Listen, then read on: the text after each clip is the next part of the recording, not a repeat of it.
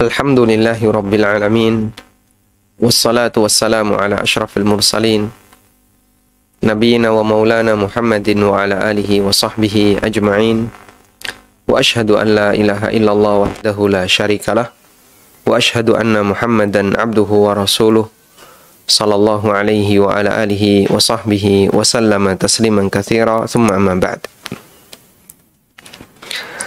Alhamdulillah, kita kembali melanjutkan pelajaran kita membahas buku Ada Apa Dengan Riba, dan insyaallah kita akan membaca beberapa ancaman yang diberikan oleh Allah Ta'ala bagi mereka yang melakukan praktek riba, terutama untuk orang-orang yang makan riba. Bagi Anda yang memiliki bukunya, nanti silahkan dibuka untuk cetakan yang terbaru. Silahkan dibuka mulai halaman 26. Kita beri judul Bahaya Riba Dunia dan Akhirat, karena ternyata ancaman yang diberikan oleh Allah Subhanahu wa Ta'ala tidak hanya sebatas di akhirat. Allah juga memberikan ancaman bagi bahaya riba ketika di dunia. Ada hukuman riba di 5 fase kehidupan manusia. Yang pertama adalah kehidupan ketika atau hukuman ketika di dunia. Ancaman ini Allah sebutkan di surat Al-Baqarah ayat 276. Allah Ta'ala berfirman, yamhaqullahu riba wa yurbis sadaqat. Allah membinasakan riba dan menumbuhkan sedekah. Al-Hafidh Ibnu Katsir rahimahullah mengatakan, yukhbirullahu ta'ala annahu yamhaqur riba ay yudhibuhu imma bi ay yudhibahu bil kulliyah min yadi sahibihi au yahrumahu barakata malihi fala yantafi'u bihi bal yu'adzibuhu bihi fid dunya wa yu'aqibuhu alaihi yaumal qiyamah. Kata Ibnu Katsir, Allah Ta'ala mengabarkan bahwa Allah akan membinasakan riba. Maksudnya adalah yudhibuhu, Allah hilangkan harta riba itu. Dan ada 2 kemungkinan. Imma bi ayyudhibahu bil kulliyah min yadi sahibihi. Allah jadikan harta riba itu hilang dari tangan pemiliknya secara total. Wa dzalika 'ala Allah yasir. Dan itu mudah bagi Allah Ta'ala. Misalnya mudah bagi Allah untuk mendatangkan bencana bagi seorang hamba yang mendapatkan hartanya dengan cara riba. Atau yang kedua, au yahrumahu barakata malihi. Atau Allah haramkan dia untuk mendapatkan keberkahan hartanya. Dan bentuk tidak mendapatkan keberkahan harta adalah dia tidak bisa memanfaatkannya. Sehingga Allah menghukum dia, Allah mengadab dia di dunia, dan Allah menghukumnya kelak di hari kiamat. Dan ayat ini sejalan dengan hadis dari Ibnu Mas'ud radhiyallahu anhu, di mana Nabi SAW pernah bersabda, ma ahadun aktsara minar riba illa kana aqibatu amrihi ila qillatin. Siapapun yang memperbanyak hartanya dengan cara riba, maka akhir urusannya ila qillatin, akan menjadi miskin. Sehingga dia menjadi orang yang serba membutuhkan di akhir kehidupannya. Tayyib. Kapan hukuman di dunia ini diberikan? Rasulullah SAW tidak menyebutkan batas waktunya. Namun beliau hanya menyebutkan bahwa akhir urusannya akan menjadi miskin. Maka bisa jadi ini akan dia alami ketika menginjak usia tua, di saat dia harus beristirahat, menikmati jerih payahnya ketika muda. Namun ternyata dia masih sibuk memikirkan dunianya, sehingga riba yang dia kumpulkan sama sekali tidak bisa dia manfaatkan di akhir hayatnya. Karena itulah riba memberikan jaminan tidak sejahtera ketika usia senja. Padahal kan kita punya harapan. Nanti kalau saya sudah tua, saya mau pensiun di kota ini, saya mau tinggal di kota ini. Dan harapan itu sampai kita rencanakan pada saat kita masih produktif, ketika kita masih kerja. Bahkan sampai pada pada tingkatan kita milih tempat untuk beristirahat. Kita milih tempat untuk menjalani masa pensiun. Dan di sini saya membuat satu kesimpulan. Ini berdasarkan cerita-cerita yang sering kita dapatkan. Hampir semua karyawan bank punya utang. Hampir semua karyawan bank punya utang.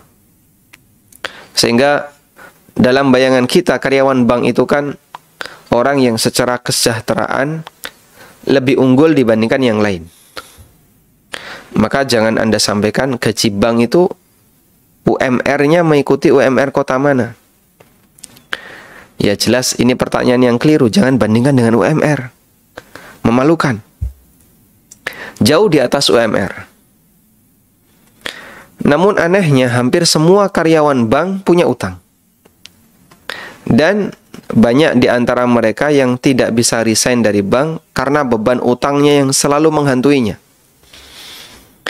Sehingga ketika ada karyawan yang dia bosan untuk kerja di bank, atau karena pengaruh karena pengaruh semangat untuk hijrah lalu dia meninggalkan bank. Tapi anehnya mereka tidak bisa keluar karena tertahan dengan utang. Bahkan banyak di antara mereka yang sampai pensiun utang itu belum lunas. Gaji besar, kerja penuh tekanan, tapi ternyata dalam urusan dunia mereka punya masalah. Dan itu bukan satu hal yang rahasia lagi, sudah menjadi hal yang umum di masyarakat, kondisi seperti ini. Anda coba saksikan para petani ya. Berangkat pagi, mereka hanya membawa sebuah cangkul sama bibit kacang ya. Lalu berangkat ke sawah. Orang seperti ini kira-kira penghasilan seharinya berapa? Mungkin nggak ada. Dia baru bisa terima sesuatu ketika panen. Itu pun kalau di rata-rata paling sehari 20.000.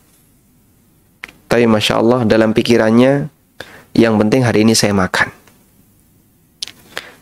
Sehingga dia ketika ke sawah, mungkin hari itu dia cari sayur, kemudian mencabut satu pohon singkong, kemudian dibawa pulang. Dan mengandalkan tabungan untuk beli lauk pauk. Tapi Masya Allah ya, mereka nggak punya utang. Mereka nggak punya utang. Baik jamaah. Karena itulah ini salah satu di antara bukti bahwa orang yang mengumpulkan harta dengan cara riba, umumnya ujung akhir kehidupannya dia sibuk dengan memikirkan harta yang seharusnya dia sudah bisa beristirahat, tapi masih dikejar dengan target utang, dikejar dengan target A, target B, dan seterusnya. Baik. Dari sini kita bisa memahami bahwa harta yang banyak itu belum tentu menjamin kesejahteraan seorang hamba. Bisa jadi ada orang yang mendapatkan banyak harta, tapi dia nggak bisa memanfaatkannya. Kok bisa, Pak? Banyak kita jumpai. Dia punya tabungan yang banyak, tapi hidupnya penuh dengan keterbatasan makanan. Dia penyakitan, ya. Ini pantangan, ini tidak boleh, ini tidak boleh. Sehingga dia nggak bisa menikmati dunianya. Ada orang di usia 50 tahun misalnya, tapi punya banyak pantangan, kolesterol nggak boleh, ini mengandung asam urat, ini menimbulkan darah tinggi, ini apalagi misalnya, dan aneka pantangan yang lainnya. Lambungnya lemah, Bapak kalau makan ini nanti kena GERD, ya, asam lambung. Kalau yang ini bisa menimbulkan diare. Punya duit banyak tapi nggak bisa menikmatinya. Itulah salah satu di antara contoh di mana orang yang dia memiliki banyak harta, tapi harta itu tidak memberikan banyak manfaat baginya. Kehidupan Nabi SAW adalah kehidupan yang efisien. Efisien itu begini kan, dikasih masukan berapapun, kepake semuanya. Bahkan tidak ada sisa. Kalaupun ada sisa sedikit. Beda kalau ada orang yang dikasih masukan banyak, ada sebuah mesin, dikasih bensin yang banyak tapi residunya banyak. Berarti itu tidak efisien, banyak yang terbuang. Efisien itu ketika dia dikasih sesuatu bisa kepakai semuanya. Nabi Muhammad SAW hidupnya seperti itu. Apapun nikmat yang diberikan oleh Allah Subhanahu wa taala kepakai semuanya. Sehingga beliau manfaatkan sebutuhnya, sisanya Masya Allah beliau sedekahkan. Sehingga tidak nyimpan. Nggak ada residu. Itulah efisien. Kita kalau mau meniru beliau hampir nggak mungkin. Karena manusia selalu memikirkan apa yang bisa dia kumpulkan. Bahkan sampai merasa kurang dan kurang. Betul apa yang disabdakan Nabi SAW. Andaikan manusia itu punya dua lembah berisi emas, labtagha thalithahuma. Dia pun masih kurang dan akan terus mencari lembah yang ketiga. Dan tidak ada yang bisa memenuhi perut Ibnu Adam illa turab, kecuali ketika dia disumbat dengan tanah. Sehingga mereka selalu mencari. Ada orang yang dia di posisi sebagai pejabat misalnya. Tentu saja gajinya tinggi. Masih kurang apa dia? Tapi Masya Allah masih doyan korupsi, mengambil uang rakyat, uang negara, dan seterusnya.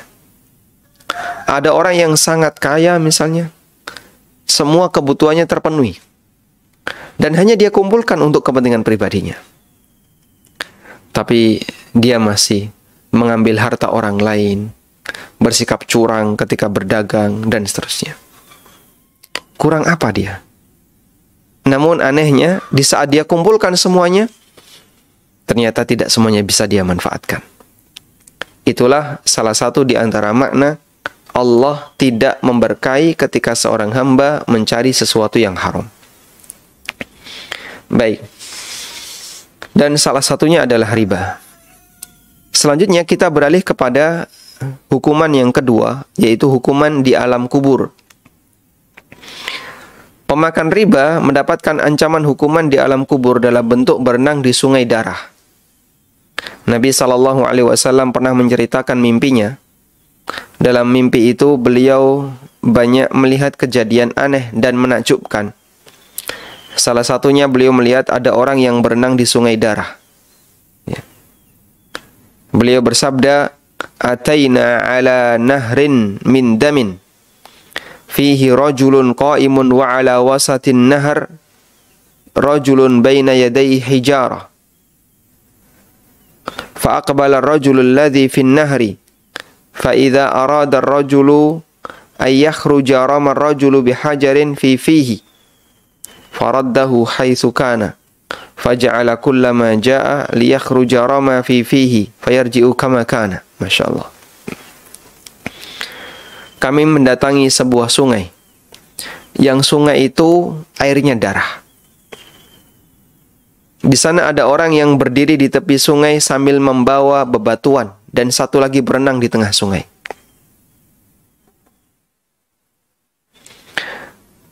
Setiap kali yang berenang di tengah sungai ini mau menepi, maka dia dilempari batu oleh orang yang berada di tepi sungai.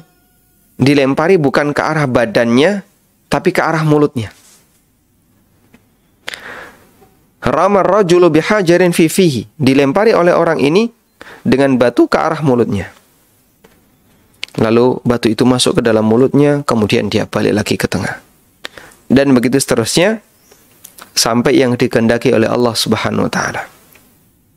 Ketika Nabi SAW bertanya kepada malaikat, "Siapakah ini?" Maka malaikat menjawab, "Walladzi ra'aitahu fin nahar akilur riba." Orang yang kamu lihat berenang di sungai darah adalah pemakan riba. Dan sebagai mukaddimah, kita perlu menyadari bahwasanya mimpi Nabi SAW adalah wahyu. Karena mimpi para nabi adalah wahyu. Allah Subhanahu wa taala berfirman tentang mimpinya Ibrahim alaihissalatu wassalam.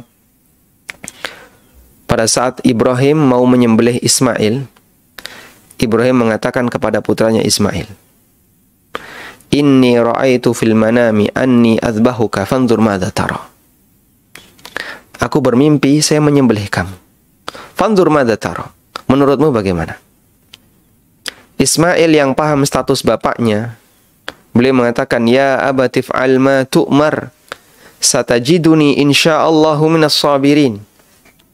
Wahai ayahku, laksanakan apa yang diperintahkan kepadamu. Insya Allah saya termasuk orang yang sabar. Sehingga ketika Ibrahim menceritakan mimpinya, Ismail mengatakan, "Ya abati fa'al ma tu'mar." Wahai ayahku, kerjakan, laksanakan apa yang diperintahkan kepadamu. Sehingga mimpi Nabi itu perintah. Artinya mimpi Nabi itu wahyu. Dan Nabi Muhammad SAW bermimpi seperti ini. Dan itu adalah wahyu. Dr. Umar Sulaiman Al-Ashqar ketika menyebutkan hadis ini, beliau menggolongkan sebagai bentuk siksaan ya, ke dalam daftar azab di alam kubur. Ya. Siksaan yang merupakan azab di alam kubur. Tayyib. Sehingga ini dalil bahasanya azab kubur itu hak. Azab kubur itu satu kebenaran. Dan bentuknya beraneka ragam. Salah satunya seperti ini.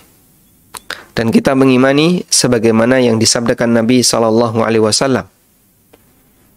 Dan konsekuensinya adalah kita memohon kepada Allah perlindungan. Jangan sampai kita mendapatkan hukuman semacam ini. Baik ketika di alam kubur maupun pasca manusia dibangkitkan oleh Allah Subhanahu wa taala. Selanjutnya adalah hukuman di fase kebangkitan. Pada saat manusia dibangkitkan dari alam kubur. Hukuman bagi pemakan riba, mereka akan dibangkitkan dari kuburnya seperti orang yang sakit ayan karena kerasukan setan.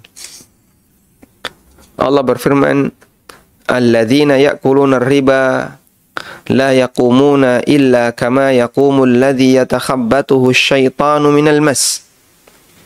Orang yang makan riba tidak dibangkitkan melainkan seperti berdirinya orang yang kemasukan setan karena penyakit gila.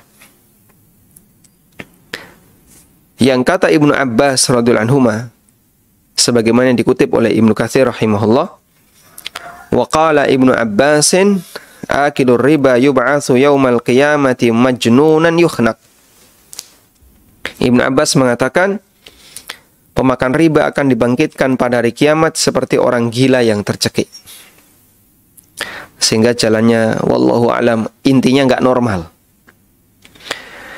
Yang lain dibangkitkan ke padang mahsyar, dikumpulkan oleh Allah dengan cara normal, sementara mereka dibangkitkan dengan cara tidak normal. Dan Allah Subhanahu wa taala juga menyebutkan hal semacam ini di surat Al-Mulk. Ada di antara hamba Allah Ta'ala yang mereka dibangkitkan dan berjalan ke mahsyar dalam kondisi nyeret wajahnya, sehingga wajahnya di bawah. Seperti Allah firmankan di surat Al-Mulk ayat 22. "Afamay yamshi mukibban ala wajhihi ahda amma yamshi sawiyan ala siratim mustaqim." Apakah orang yang berjalan dengan nyeret wajahnya, ahda, dia lebih mendapatkan petunjuk dibandingkan orang yang berjalan tegap ala siratim mustaqim, di atas jalan yang lurus?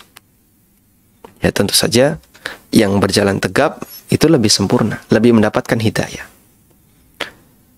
Dan salah satu di antara makna ayat ini adalah tafsirnya kelak di hari kiamat. Kelak di hari kiamat, orang yang kafir, mereka dibangkitkan oleh Allah dan mereka berjalan mukanya di bawah. Sementara orang mukmin, mereka menuju Allah Subhanahu wa taala dalam kondisi tegap. Tegap sempurna. Dia bisa berjalan di atas jalan yang lurus. Ketika turun ayat ini, sahabat merasa aneh. Ya Rasulullah, bagaimana mungkin orang itu berjalan di atas mukanya? Apa jawab Nabi sallallahu alaihi wasallam? Zat yang membuat kita berjalan di atas kaki mampu untuk membuat manusia berjalan di atas wajahnya. Sehingga kenapa kamu merasa aneh? Ya, sesuai dengan apa yang dikehendaki oleh Allah Subhanahu wa taala. Sehingga mudah saja bagi Allah taala untuk menciptakan hamba, menciptakan manusia, sementara dia berjalan di atas kakinya, dia berjalan di atas mukanya. Maka ada juga yang berjalan seperti pemakan riba, dia jalannya sempoyongan, nggak karuan, ya. Sebagaimana layaknya orang yang kerasukan setan. Al-Hafidz Ibnu Katsir juga menjelaskan, ay la yaqumuna min quburihim yaumal qiyamah illa kama yaqumul masru' hala sar'ihi wa takhabbata asy-syaitanu lahu wa dzalika annahu yaqumu qiyaman munkara. Artinya mereka tidaklah dibangkitkan dari kubur mereka pada hari kiamat melainkan seperti berdirinya orang yang ayan dan kerasukan setan. Yang demikian itu karena mereka berdirinya tidak normal.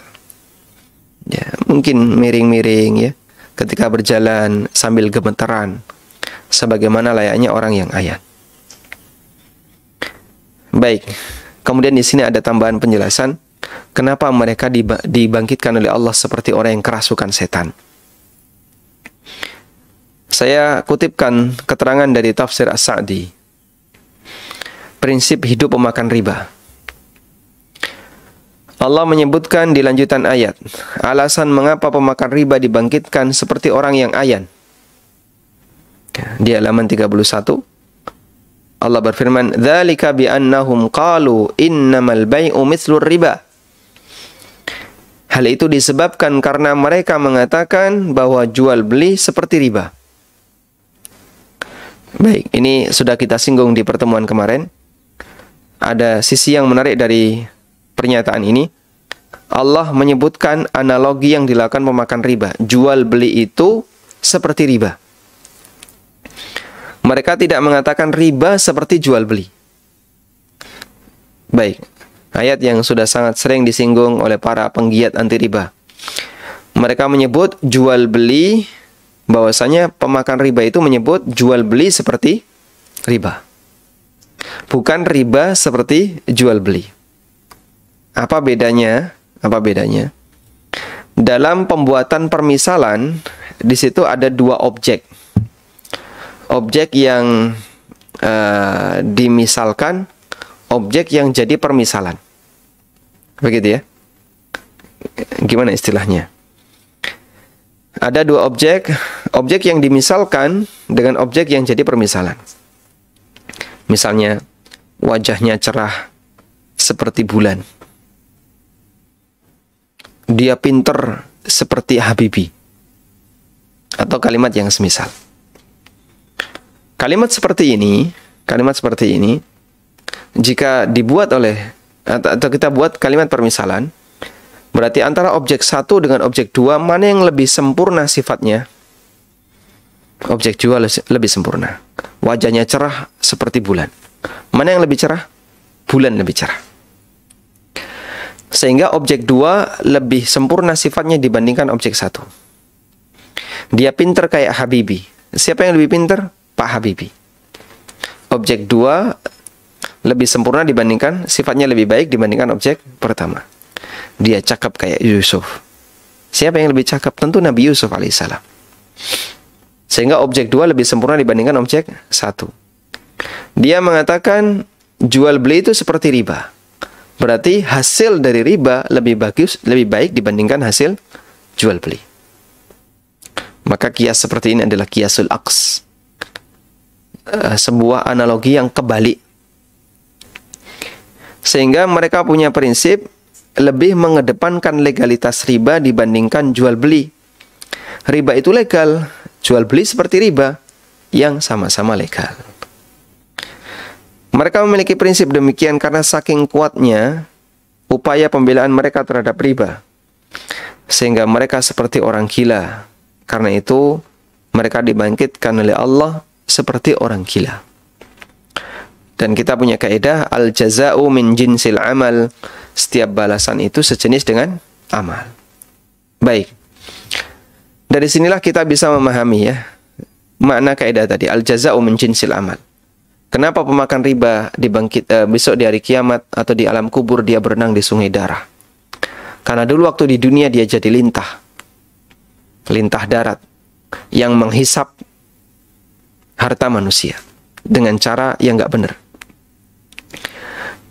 Kenapa mereka ketika di alam kubur atau ketika di kebangkitan mereka dibangkitkan seperti orang gila? Karena mereka punya prinsip seperti orang gila ketika membela riba. Nah, kemudian selanjutnya hukuman ketika di mahsyar. Inilah hukuman yang sangat menakutkan. Ada orang yang ditantang perang oleh Allah Subhanahu wa taala di padang mahsyar. Allah berfirman, "Fa illam taf'alu fa'dhanu biharbin minallahi wa rasuli." Kalau kalian tidak meninggalkan riba, maka umumkan untuk perang dengan Allah dan Rasulnya. Ada di surat Al-Baqarah ayat 279. Ibnu Abbas menjelaskan ayat ini dan beliau mengatakan, "Yuqalu yaumal qiyamah li'akili riba." Kelak di hari kiamat, orang yang makan riba akan diperintahkan untuknya, "Khudh silahaka lil harbi." Ambil senjatamu untuk perang. Masya Allah. Dan kita tidak membayangkan bagaimana suasana, ya. Di sini ada tipe ya. Bagaimana suasana perang antara makhluk dengan Khalik. Karena itu tidak mungkin terjadi. Yang mungkin kita bayangkan adalah ketika semua orang di padang mahsyar, apa sih yang paling dia butuhkan? Dia sangat butuh ampunan Allah Ta'ala. Nah, sekarang Anda bisa mengukur. Di saat semua hamba sangat membutuhkan ampunan dari Allah, namun ada hamba yang mendapatkan ancaman perang dari Allah Subhanahu wa Ta'ala. Tayyib. Kemudian di sini saya sambung dengan satu bab atau satu pembahasan tambahan tentang pemberontak agama. Ada riwayat dari Ibnu Katsir, beliau menyebutkan keterangan Ibnu Abbas radhiyallahu anhuma, "Faman kana muqiman 'ala riba la yanza'u anhu fa haqqun 'ala imamil muslimin ay yastatiba. Fa in naza'a wa illa duriba unuquh." Orang yang bertahan di dunia riba tidak mau meninggalkannya, maka pemimpin kaum muslimin memiliki hak untuk memaksanya bertaubat. Jika dia tinggalkan riba, maka dia dilepaskan. Jika tidak, maka dipenggal kepalanya. Kenapa sampai ada kalimat dipenggal kepalanya? Dari keterangan Ali bin Abi Thalhah dari Ibnu Abbas radhiyallahu anhuma. Dan pendapat ini juga disampaikan oleh Hasan al-Basri dan Muhammad bin Sirin, dua ulama tabi'in. Kita baca keterangannya. Orang yang tidak mau meninggalkan riba, dia ditantang perang oleh Allah dan Rasulnya. Ketika dia tidak mau bertaubat, berarti dia menerima tantangan itu. Ketika dia tidak mau bertobat, berarti dia menerima tantangan itu. Sehingga dia termasuk penentang Allah dan Rasulnya. Berarti statusnya sebagaimana pemberontak agama. Karena itulah Ibnu Abbas radhiyallahu anhu memahami bahwa pemerintah Muslim berhak untuk menghukum pelaku riba dengan hukuman pancung jika dia tidak mau bertobat. Namun perlu diingat bahwasanya ini hanya berlaku bagi orang yang tidak mau diingatkan untuk bertobat dari riba, padahal dia sudah diingatkan, tidak mau meninggalkannya. Dan ya, yang berhak untuk melakukan eksekusi seperti ini adalah pemerintah. Kenapa kok seperti itu? Karena dia dianggap sebagai pemberontak agama. Wallahu a'lam. Tayyib. Ya, meskipun dalam prakteknya belum kita jumpai, tidak kita jumpai ada eksekusi seperti ini. Bahkan riba di masyarakat kita dianggap sebagai sesuatu yang lumrah. Namun ini salah satu di antara tafsir yang disampaikan oleh sahabat Ibnu Abbas radhiyallahu anhu. Kemudian kita berlanjut kepada kisah Imam Malik dan riba. Ini sudah sempat kita singgung di bagian muqaddimah. Ada seorang pemabuk yang berusaha untuk bagaimana agar bisa menggapai bulan. Lalu dia pun bersumpah karena melihat jeleknya khamr. Dia mengatakan, imra'ati talikun in kana yadkhulu jawfa ibni Adam asyaddu minal khamr. Istriku tertalak jika ada benda yang masuk ke perut manusia yang lebih jelek dibandingkan khamr. Kemudian dia pun tanya kepada Imam Malik, apakah ucapannya itu sah ataukah tidak? Lalu Imam Malik minta waktu untuk mempelajarinya. Kemudian di kesempatan yang lain ketika orang ini ketemu Imam Malik mengatakan, imra'atuka talikun inni tasaffahtu kitab Allah wa sunnata rasulih sallallahu alaihi wasallam. Falam ara syai'an ashadda minar riba li'anna Allah adina fihi bil harbi. Istrimu jadi tertalak karena saya membuka Al-Quran dan sunnah Rasulullah sallallahu alaihi wasallam dan aku tidak menjumpai ada barang yang lebih buruk yang masuk ke dalam perut manusia melebihi riba. Li'anna Allah adzina fihi bil harbi, karena Allah Ta'ala mengumumkan untuk perang bagi orang yang memakan riba. Nah, selanjutnya yang kelima, hukuman setelah hisab. Hukuman setelah hisab bagi pemakan riba adalah ancaman neraka. Waliyadzubillah. Mereka terancam neraka karena mereka pelaku dosa besar. Allah berfirman, wa ahallallahu al-bai'a wa harrama riba.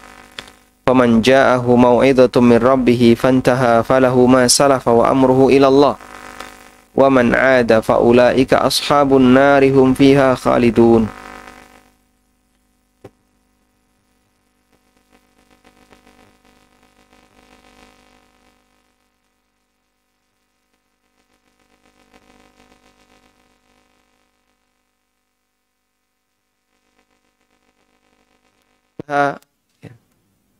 Lalu dia berhenti.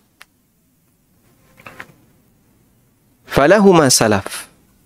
Maka dia berhak untuk mendapatkan harta di masa silam sebelum dia mendapatkan keterangan tentang haramnya riba. Wa amruhu ilallah, urusannya kembali kepada Allah. Dan urusan hamba ketika kembali kepada Allah Subhanahu wa taala, jika konteksnya adalah konteks untuk menerima taubat, maka akan dimudahkan oleh Allah. Wa man 'ada fa ulaika ashabun nari hum fiha khalidun. Tapi siapa yang kembali melakukan transaksi riba, itulah penduduk neraka dan mereka akan mendapatkan hukuman kekal di sana.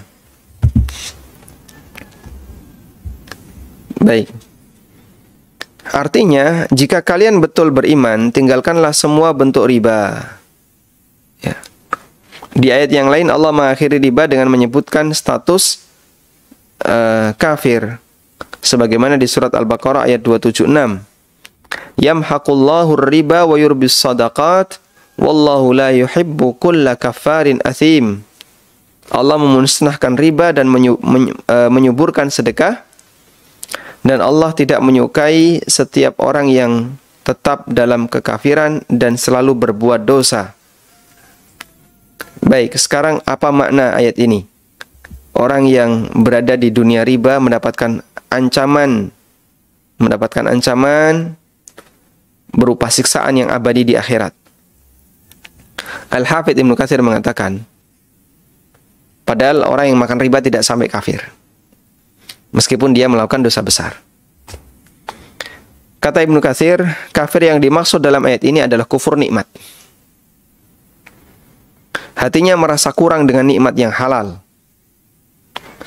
sehingga dia tidak mau hanya mengambil dari hasil yang mubah, tapi juga berusaha mengambil harta orang lain dengan cara yang batil. Itulah kafir hati sementara perbuatannya statusnya sebagai maksiat, dosa besar. Ada juga yang mengatakan bahwa pemakan riba berstatus kafir, namun dengan kondisi ketika dia meyakini itu sebagai sesuatu yang halal. Sehingga dia halalkan riba, bahkan dia bela riba. Maka istihlal ada menghalalkan apa yang Allah haramkan, ini termasuk di antara perbuatan kekufuran. Semoga Allah Subhanahu wa taala melindungi kita dari semua bahaya riba. Amin. Selanjutnya kita akan membaca ancaman riba dalam hadis. Rasulullah Shallallahu Alaihi Wasallam juga melakukan gerakan anti riba, dalam arti beliau mengkampanyekan masyarakat untuk menghindari riba. Beliau menyampaikan beberapa pernyataan pada saat pertemuan terbesar kaum muslimin, yaitu ketika di Padang Arafah pada saat musim haji. Beliau Shallallahu Alaihi Wasallam berkhutbah menghapuskan semua praktek riba. Dari Amr ibn al-Ahwas radhiyallahu anhu, beliau mendengar khutbah Nabi Shallallahu Alaihi Wasallam ketika di Haji Wada. Di antara yang beliau sampaikan, ala inna kulla riban min ribal jahiliyati maudu'un. Ketahuilah sesungguhnya semua bentuk riba jahiliyah maudu'un adalah dibatalkan. Lakum ru'usu amwalikum la tadlimuna wa la tudlamun. Kalian hanya berhak mendapatkan harta pokok kalian dan kalian tidak mendolimi maupun didolimi. Sehingga kata Nabi SAW, bahwasanya semua bentuk riba jahiliyah dibatalkan, meskipun dulu sudah disepakati. Wallahu ta'ala alam. Ini mengisyaratkan bahwasanya sampai Haji Wada masih ada praktek riba di masyarakat. Padahal ketika Haji Wada itu sudah berada di penghujung dakwah Nabi SAW. Beliau sudah mendekati wafat. Beliau haji di tahun 10 Hijriah, bulan Dzulhijjah, berarti di akhir tahun. Dan beliau meninggal di bulan Rabiul Awal tahun 11 Hijriah. Ya. Kurang lebih selisihnya hanya mungkin 3 bulanan ya. Dzulhijjah, Muharram, Safar, Rabiul Awal. Sekitar 3 bulanan. Lalu beliau meninggal sallallahu alaihi wasallam. Dalam riwayat yang lain beliau mendeklarasikan bahwa riba pertama yang beliau batalkan adalah riba pamannya sendiri, Abbas bin Abdul Muttalib radhiyallahu anhu. Jabir bin Abdullah pernah mengatakan, wa ribal jahiliyati maudu'. Riba jahiliyah itu batal. Wa awwalu riban adauhu, dan riba pertama yang aku batalkan adalah riba Abbas bin Abdul Muttalib fa innahu maudu'un kullu. Di antara riba yang aku batalkan adalah riba kami, yaitu ribanya Abbas bin Abdul Muttalib, semuanya batal. Semuanya dibatalkan. Tayyib. Ini menunjukkan bahasanya Nabi SAW ketika membatalkan riba, beliau sampaikan di muka umum di depan umat manusia. Pada saat pertemuan yang paling besar kaum muslimin, yaitu ketika di Padang Arafah, pada saat mereka sedang wukuf Haji Wada. Di samping itu juga ada banyak sekali hadis Nabi SAW yang memberi peringatan kerasnya bahaya riba. Coba kita lihat lebih dekat. Pertama, laknat Nabi SAW. Jabir bin Abdullah radhiyallahu anhu pernah mengatakan, la'ana Rasulullah sallallahu alaihi wasallam akilar riba wa muqilahu wa katibahu wa syahidai wa qala hum sawa. Rasulullah sallallahu alaihi wasallam melaknat pemakan riba, yang memberi makan riba, yang menulis transaksinya, dan dua saksi transaksi riba. Lalu Nabi SAW mengatakan, hum sawa, mereka semuanya sama. Ya. Kenapa mereka semuanya sama? Maksudnya adalah mereka sama-sama mendapatkan laknat karena mereka bekerja sama untuk mewujudkan transaksi riba. Sehingga disebut oleh Nabi SAW, hum sawa, mereka semua sama, maksudnya adalah mereka semua dilaknat. Dan itu 5 orang ya. pemakan riba, berarti yang menerima bunga. Pemberi makan riba, berarti yang nyetorkan bunga. Makanya Anda yang punya utang di bank, berjuanglah untuk penyelesaian agar Anda tidak bayar bunga.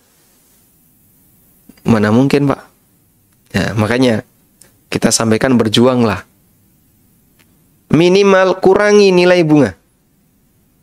Kalau tidak bisa dihilangkan semuanya. Ya. Meskipun untuk bisa melakukan seperti ini butuh perjuangan berat. Ya. Ada yang berhasil dan banyak yang gagal, ya.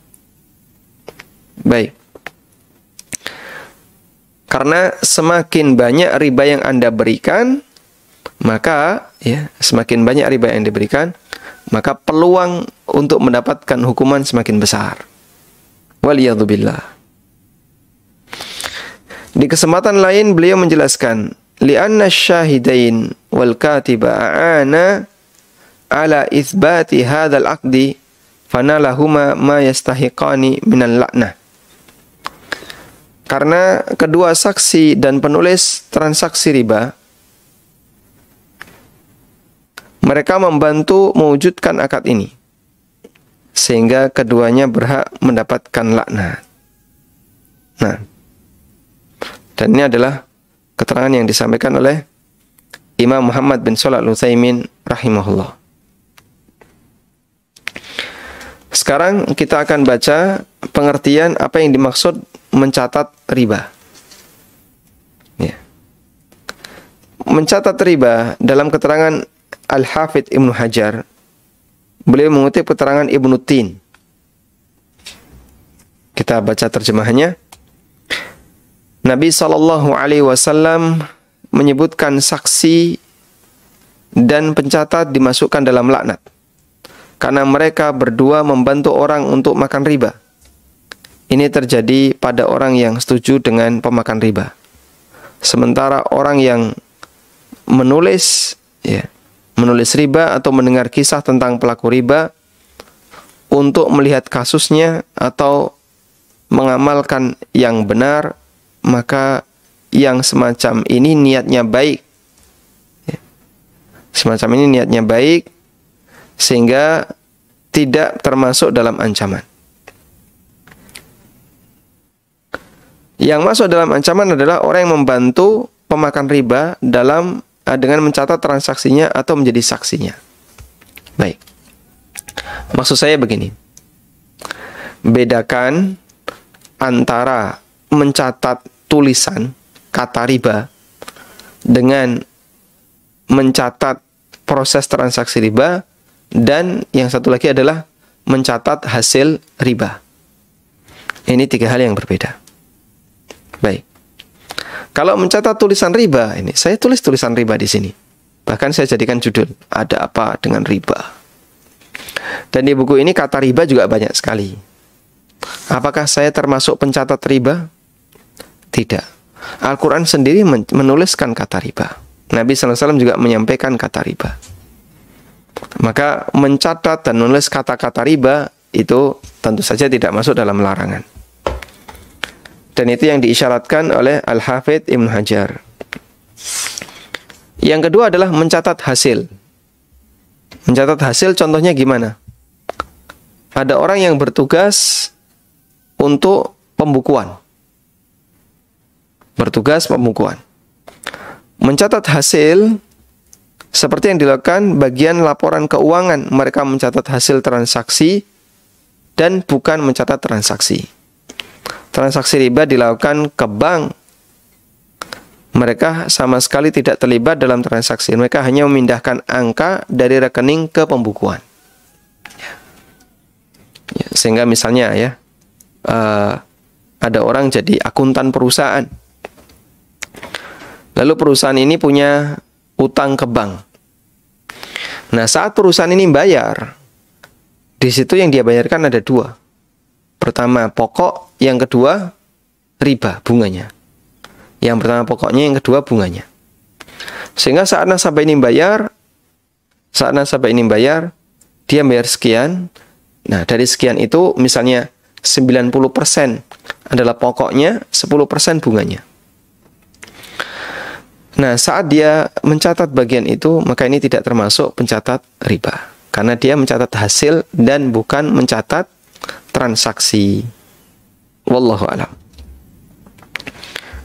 Kemudian yang kedua disebut dalam deretan dosa besar. Riba disebut dalam deretan as-sab'ul mubiqat.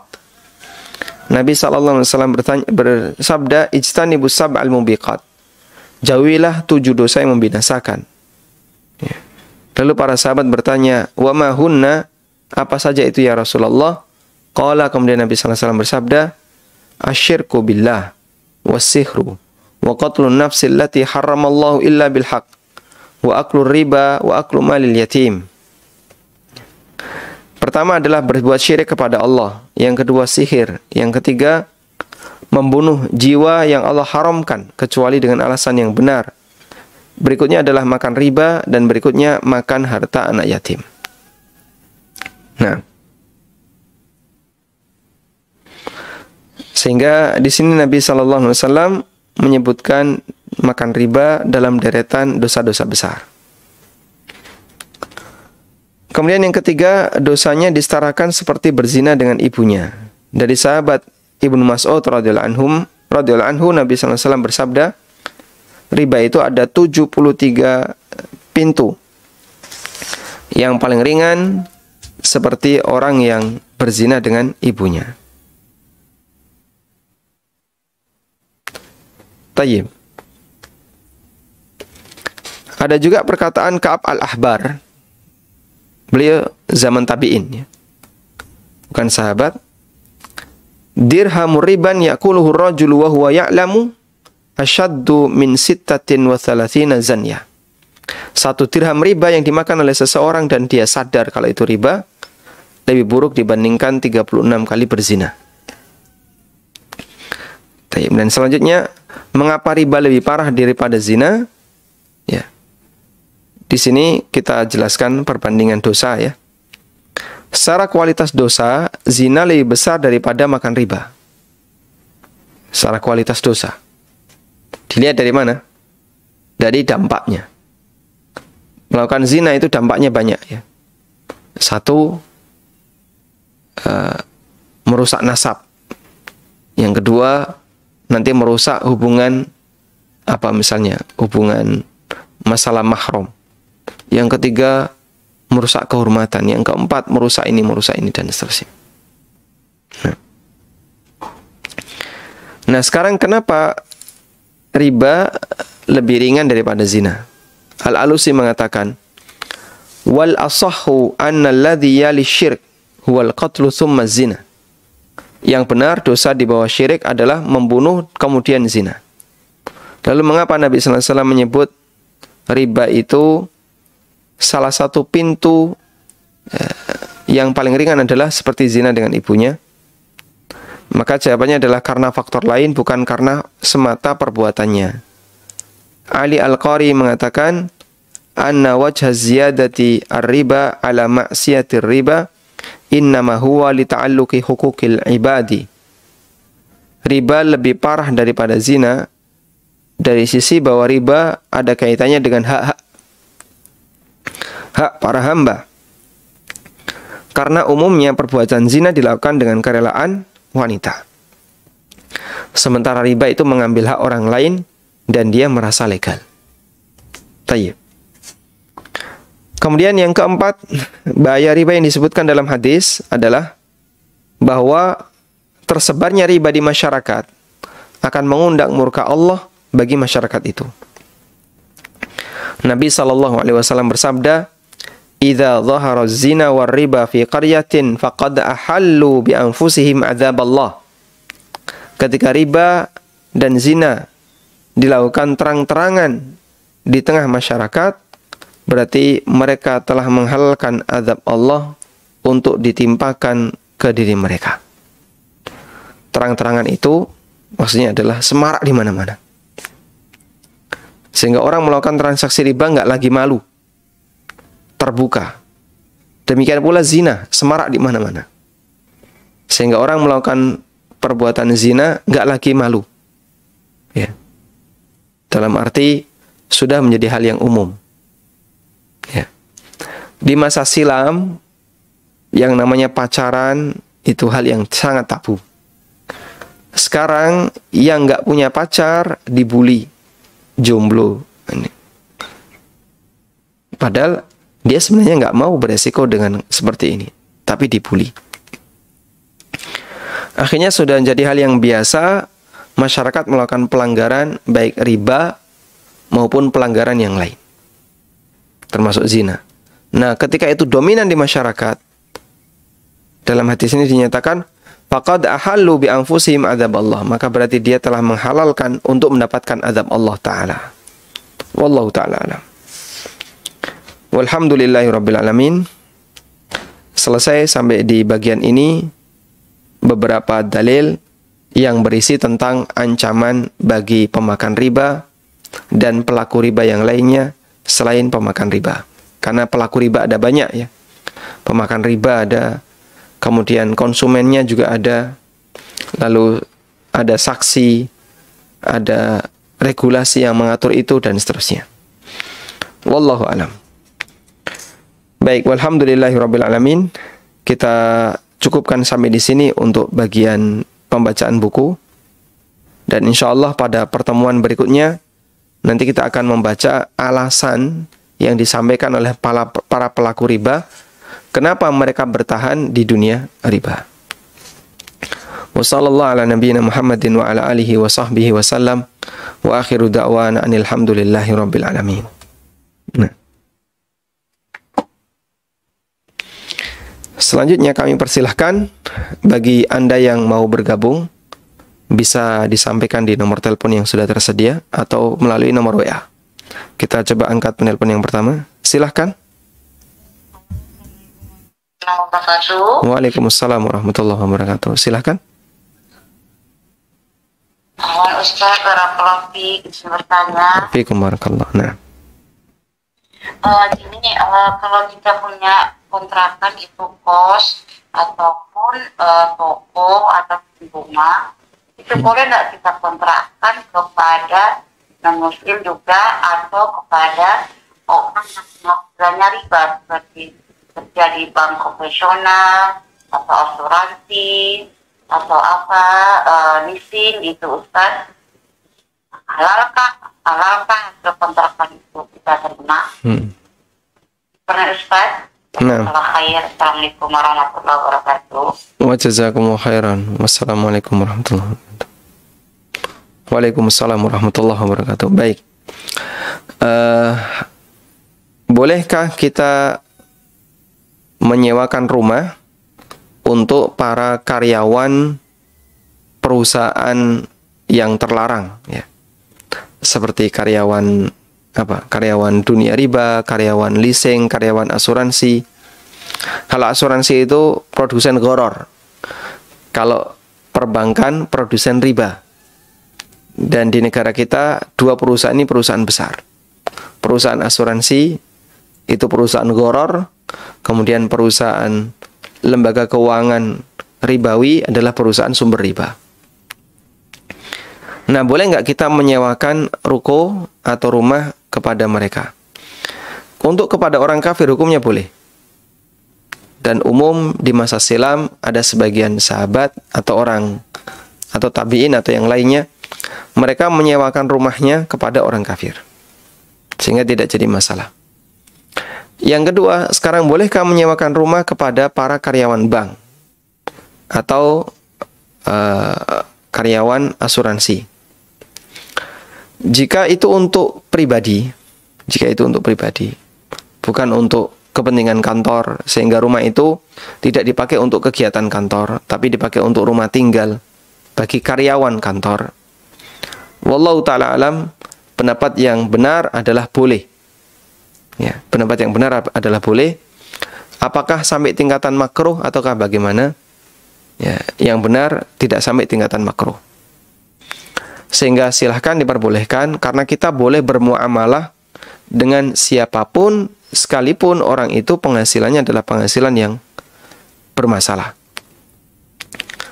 Apalagi jika Anda yakin bahasanya harta orang ini yang mau nyewa ini bercampur antara yang halal dengan yang haram. Di samping dia juga karyawan bank, dia juga misalnya ya, di samping karyawan bank dia juga punya usaha yang lain. Sehingga berarti hartanya bercampur. Lalu sewa di tempat Anda, insya Allah tidak masalah. Wallahu ta'ala alam. Nah, silahkan. Silahkan. Assalamualaikum Pak Ustaz. Waalaikumsalam warahmatullahi wabarakatuh. Silahkan Ibu. Jadi saya dapat tawaran untuk pameran digital oleh salah satu klub sepatu di Jakarta. Jadi mereka buat event yang di acara market digital, bisnis digital, dan pameran digital. Saya ditawari ikut yang pameran digital, karya saya dibayar sama mereka. Awal itu di posternya nggak ada tulisan Bank Mandiri. Tiba-tiba pas karya sudah saya serahkan, ada poster baru lagi yang tayang, dan di poster itu ada tulisan Bank Mandiri mempersembahkan. Apakah uang yang saya terima Pak Ustaz? Karena secara garis besar ternyata sponsor tersebut bekerja sama untuk membuat acara pameran itu dengan Bank Mandiri. Saat kegiatan berlangsung, Bank Mandiri memberikan keuntungan jika berbelanja menggunakan kartu debit ataupun kartu kredit. Mohon penjelasannya Pak Ustaz. Masya Allah. Pameran sudah selesai Pak? Sudah. Sudah ya. Baik. Ya. Nah, cukup Bapak? Baik. Cukup, Pak. Kami tutup nggih. Itu bilang di acara itu.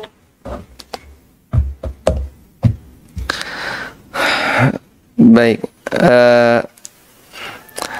Yang bisa saya pahami dari kasus Bapak adalah sebenarnya untuk posisi pameran lalu Bapak terlibat ikut di sana, insya Allah tidak masalah.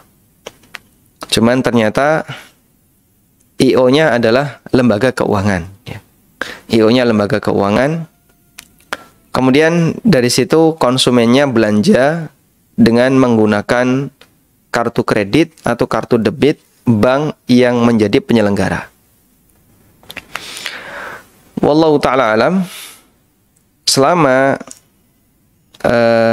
yang Anda jual kemudian Anda dibeli dengan pembayaran yang tunai, kemudian Anda mendapatkan uang setelah Anda menjual barang, maka insya Allah pendapatan untuk jual belinya halal. Pendapatan jual belinya halal. Terlepas dari penyelenggaranya siapa. Saya membuat kesimpulan ini terkait fatwa yang disampaikan oleh Imam Ahmad bin Hambal. Ada sebuah acara yang diselenggarakan oleh orang Nasrani di masa silam untuk peringatan hari besar mereka. Lalu mereka membuat bazar. Di bazar itu banyak sekali penjual, sehingga barang-barang murah. Barang-barang murah. Nah, kemudian ada salah satu muridnya Imam Ahmad yang bernama Muhanna. Muhanna ini tanya kepada Imam Ahmad mengenai kejadian ini yang ada di daerahnya. Dan kata Imam Ahmad, selama kamu tidak masuk ke kuilnya, ke gerejanya, silahkan. Hanya cuman kunjung di bazarnya lalu pulang.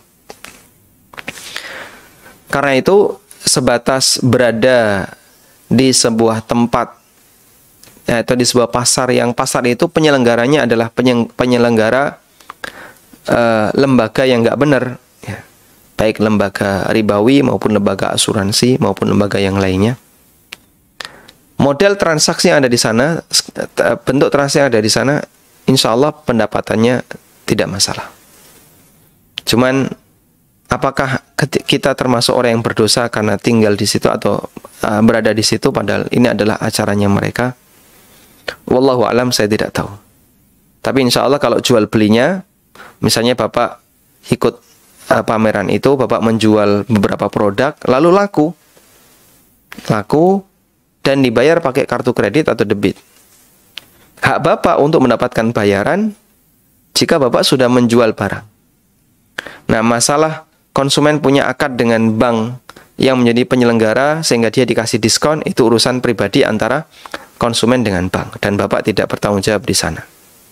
Wallahu a'lam. Nah, baik, silahkan, dengan siapa di mana?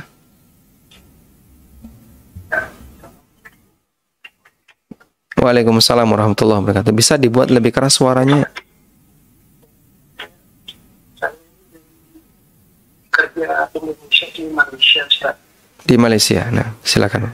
Ya, jadi saya bekerja di perusahaan IT, Ustaz. Ya, perusahaan IT yang bekerja di bidang penjualan data, Ustaz. Jadi kita menjual data. Penjualan data. Nah, tapi ya, secara jadi Pak, kita jual itu adalah semacam background checking gitu, Ustaz. Misalnya orang ada yang mau membuat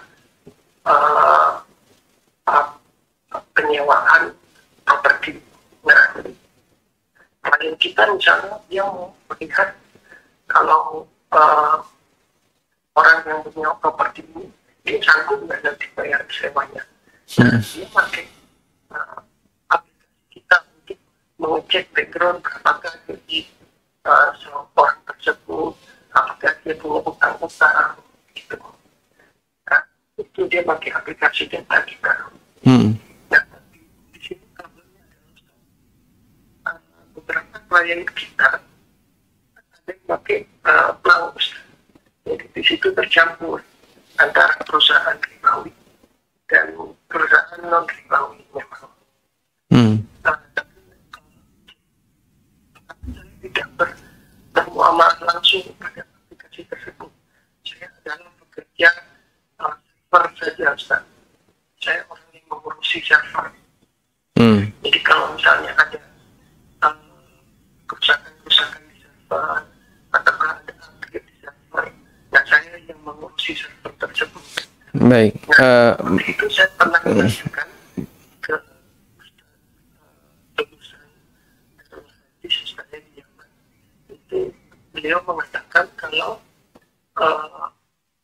perusahaan saya ini, pekerjaan saya ini halal karena saya bukan yang memutuskan bahwa saya software ini dijual ke siapa gitu. Saya hanya mengurusi server gitu.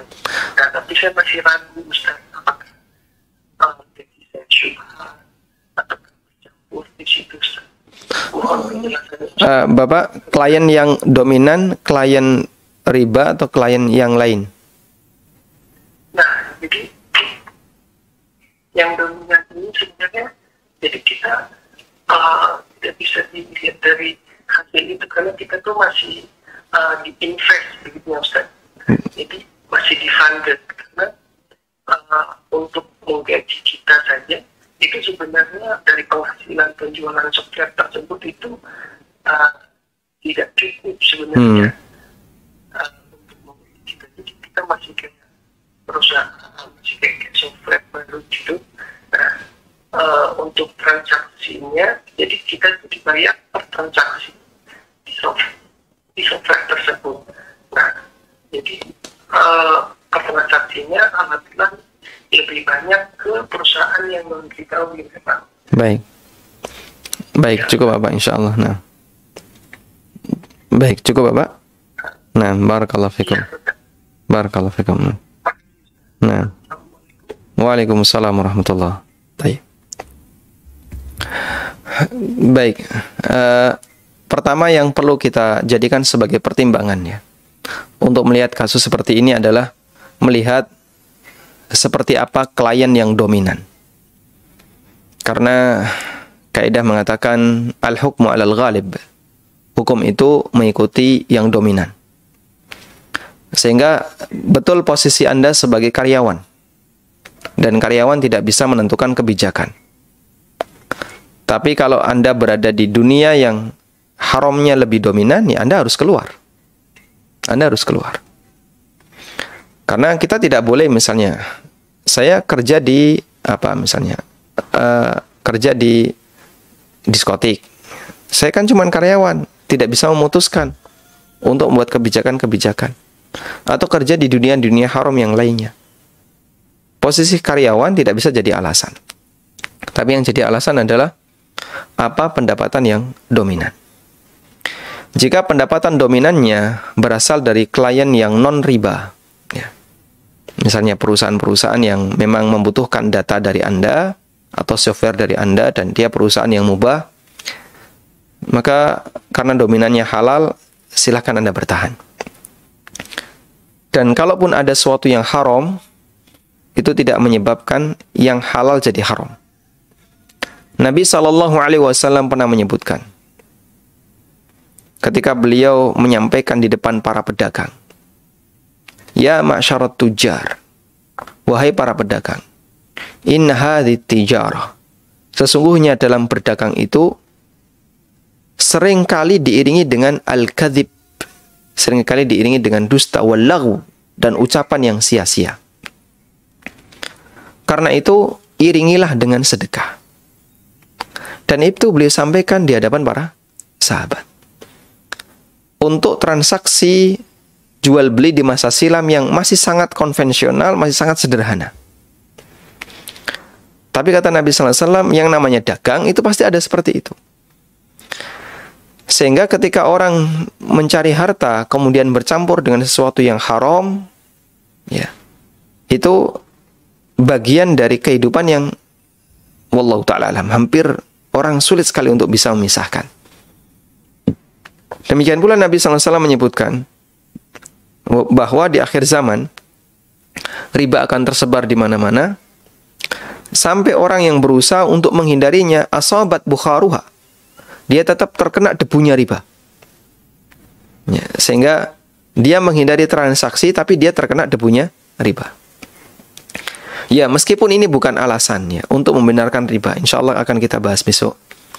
Namun itu salah satu di antara bukti bahwa transaksi yang dilakukan oleh manusia secara umum, jika mau 100% bebas dari sesuatu yang haram, itu hampir tidak mungkin. Sehingga kita punya cipratan-cipratan sesuatu yang haram, meskipun kadarnya ada yang sekian persen, ada yang sekian persen, sesuai dengan posisinya. Baik, dalam arti begini, kalaupun ada orang yang berada di posisi itu, kemudian dia jadikan itu sebagai alasan untuk meninggalkan tempat usahanya, dia mau bekerja di mana? Di tempat ini ada, di tempat ini ada, di tempat ini ada. Semuanya tidak lepas dari sesuatu yang haram. Di perusahaan-perusahaan manufaktur, perusahaan konsumer, perusahaan-perusahaan besar, mereka punya cadangan deposito, dan dana cadangan deposito itu menghasilkan bunga. Lalu bunga itu masuk sebagai pendapatan perusahaan. Dan mungkin saja karyawannya turut menikmatinya, namun wallahu alam mungkin cuma sangat kecil, ya, 0,1, 0,0 sekian persen. Perusahaan yang ada di Bekasi, yang ada di Cikarang, yang ada di Karawang, di tempat-tempat yang lain, perusahaan-perusahaan asing. Ada nggak di antara perusahaan ini yang punya deposito di bank?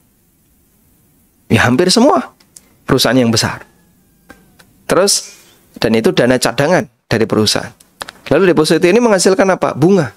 Bunga masuk ke mana? Sebagai pendapatan perusahaan. Dan dana cadangan ini jangan dikira kecil, ya. Gede-gede. Sesuai dengan tingkatan perusahaannya.